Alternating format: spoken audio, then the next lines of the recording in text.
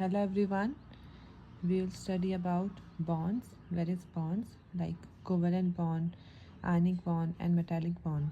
So here first, what is covalent bond? In covalent bond, atom share pair of electron to become stable and it usually occur between two non-metals. तो इसमें क्या होता है, stable बनने के लिए atom pair of electron को share करता है। एटम क्या करता है, इलेक्ट्रॉन के पेयर को शेयर करता है टू बिकम स्टेबल।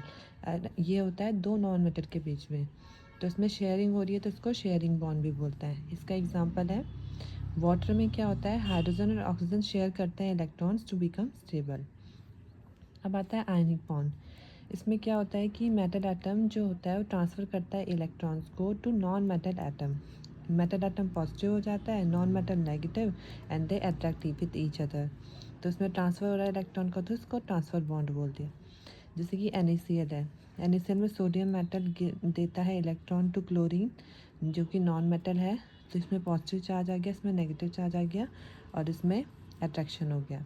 फिर आता है मेटालिक बॉन्ड। इसमें क्या होता है, जब मेटल एटम रिलीज़ करते हैं वैलेंस इलेक्ट्रॉन को, वैलेंस इलेक्ट्रॉन क्या होता है, valence electrons are electrons which are electrons located in outermost shell of an atom. एक एटम की शेल्स होती है ना, बीच में न्यूक्लियस होता है, फिर शेल्स होती हैं, तो outermost shell of an atom में जो इलेक्ट्रॉन्स होते हैं उन्हें वैलेंस इलेक्ट्रॉन बोलते हैं। तो मेटालिक बॉन्ड होता है स्ट्रॉन्ग अट्रैक्शन विद, यहाँ पे था जब मेटल एटम रिलीज़ करते हैं वैलेंस इलेक्ट्रॉन को to create a sea of delocalize electrons जो कि मेटल कैटायंस को सराउंड करता है। जैसे कि ये मेटल कैटायंस ये फिक्स्ड रहता है, मेटल कैटायंस है ना पॉजिटिवली चार्ज, कैटायंस हैं पॉजिटिव, और ये जो डिलोकलाइज्ड हैं इधर उधर फैले हुए ये डिलोकलाइज इलेक्ट्रॉन्स हैं।